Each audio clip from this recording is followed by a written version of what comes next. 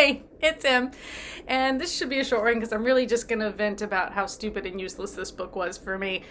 I've been going through some stuff, and my husband, whom I love dearly, said when he was going through some stuff, this book helped him. So I thought, okay, give it a try. It's not even very long. Awesome.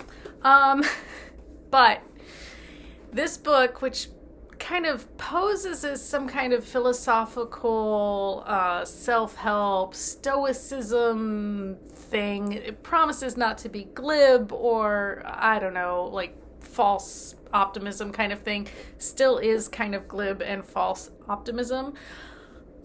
Each chapter starts with a little quote from, someone like Seneca or Marcus Aurelius. I mean, not always. Sometimes they're more recent than that. And then there's always some little story about how Abe Lincoln overcame something, or Thomas Edison, or how Amelia Earhart, even though they were being misogynistic, she agreed to go along with it because, it was still an opportunity or something. And I'm like, yeah, do you know that didn't end well for her? But bottom line, once we got to the part where he's like, you just have to control how you feel and control what your desires, and I'm like, that's where I draw the line, because here is my pet peeve. This kind of decide to be happy rhetoric is not helpful, and in fact, I believe it is harmful. I think we need to acknowledge our emotions as human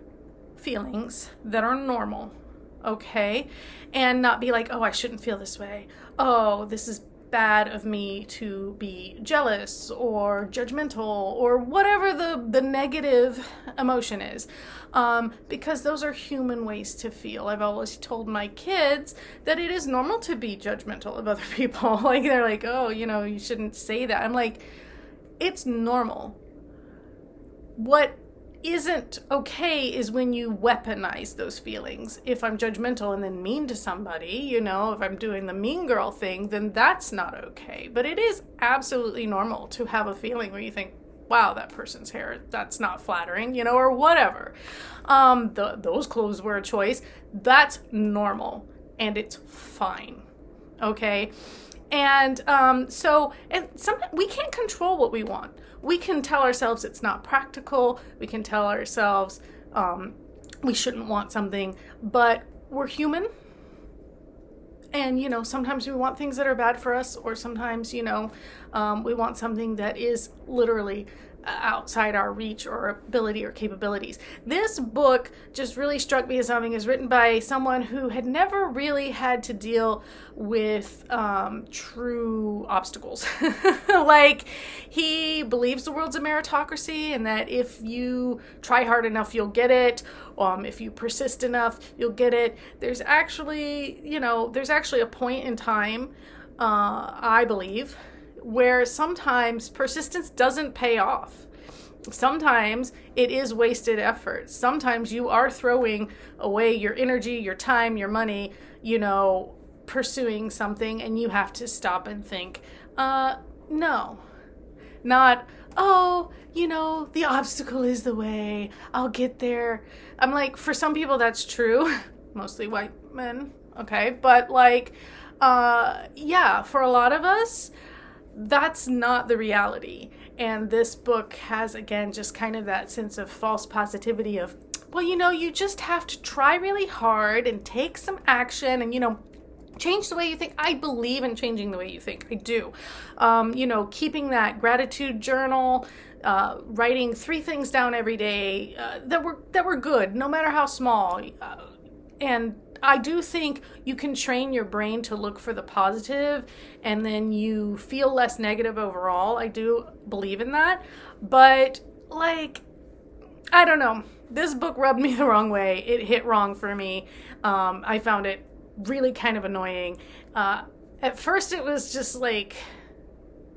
dull and plodding, and then I just skimmed the back half of it because I was like, oh, you're not actually telling me anything I didn't already know. This is not life-changing, amazing material. There's nothing really special in this book, in my opinion, that you haven't heard in some other form, a million other places. a little like sign at Michael's that you hang on your wall probably has just as much wisdom as this book and its little quotes and stories. I think it's pretty interesting that most of these stories, again, are about men achieving rather than women. Amelia Earhart's the only one I remember. I'm sure there were other women in here, but I just remember thinking, yeah, that didn't... I mean, buying into the misogyny just so you can get a chance, which is kind of the story of all us women who worked in the film industry there for a while. It's just like, yeah, just be one of the guys, you know, whatever. Use your femininity when it's working for you, you know. Again, I don't know. I wasn't a fan. I gave it 2 stars. I think I wrote 2.5 on Goodreads, but honestly, it's, again, I think I was being generous because it's actually not that good. Again, for me, it didn't do anything for me. I'm not discounting for people where this book, like, really did blow their minds, make them think a different way. I think I'm a naturally introspective person. I already know a lot of philosophy and classical history, so there wasn't, I guess, anything here that really just wowed me. It wasn't anything new to me.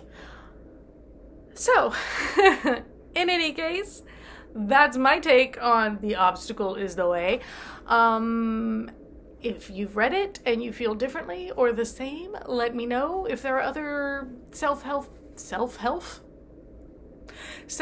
books that you think are better, less of this kind of, you know, buck up kind of thing, then let me know that too. I'm sick of the, oh, you're just not trying hard enough, you must not want it bad enough. Like, it just, there's this sense of blaming the person for their failures, as opposed to there are often systemic issues, there are often like other problems, and, you know, just telling them, well, you can work through it, you know, is not a useful tactic. It's not a useful, like, discussion to have. And yeah, that's my take. Until next time, take care.